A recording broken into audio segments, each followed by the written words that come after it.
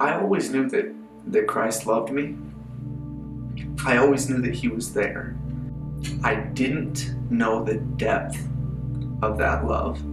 Through struggle, we're able to, or at least I was able to see the true depth of that love for me and for my family.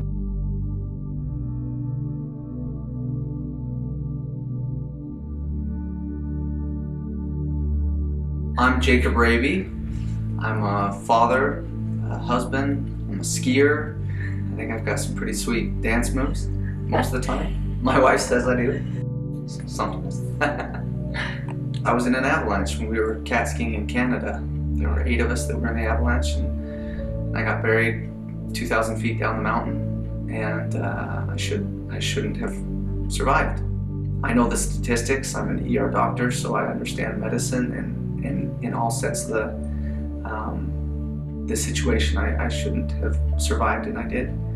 People in our group describe it as just a deafening whoomph type sound when the snow broke and started to slide.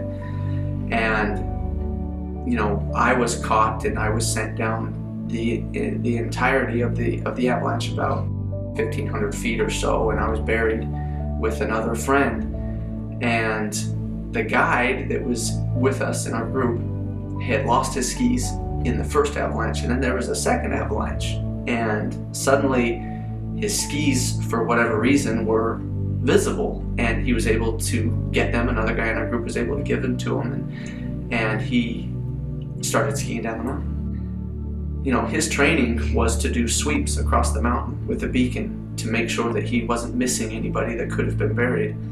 And he assigned guys in our group to do the sweeps, but he skied straight down the mountain because he knew that there was a time frame. And he said later that everything that he felt in his training told him to stop, and that he needed to go and do sweeps across the mountain, because if you miss a skier and have to climb back up, that's time that you can't afford.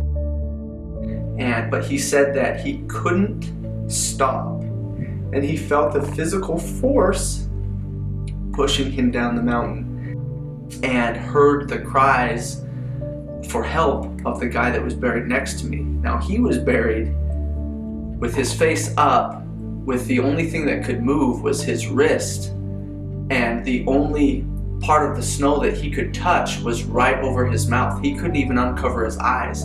So he uncovered his mouth just enough that he could breathe, and he just coughed out all the snow that was stuck in his lungs.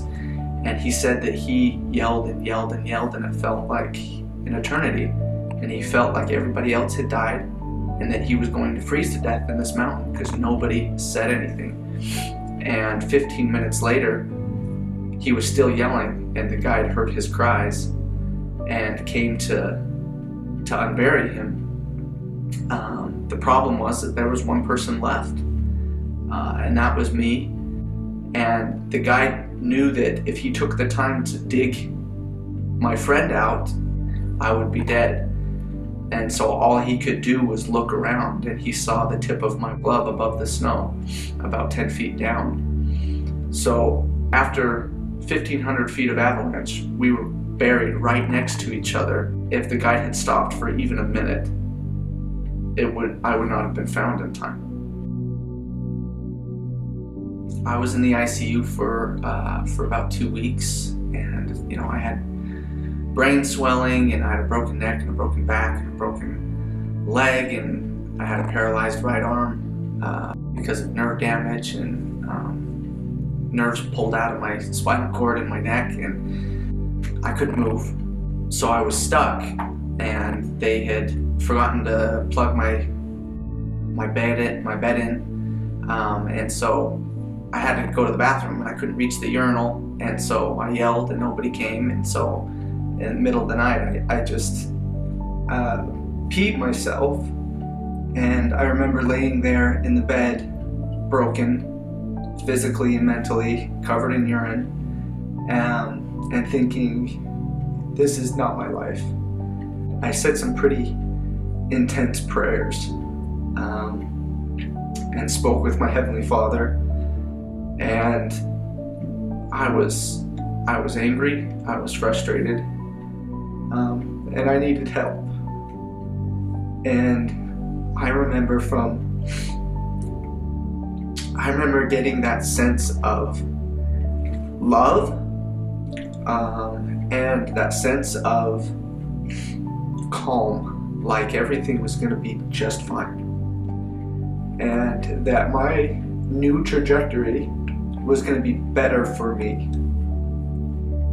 God knows us individually, knows what we're going through, and has a hand in our lives and who we are, even when we feel the most isolated, when we are at our very worst.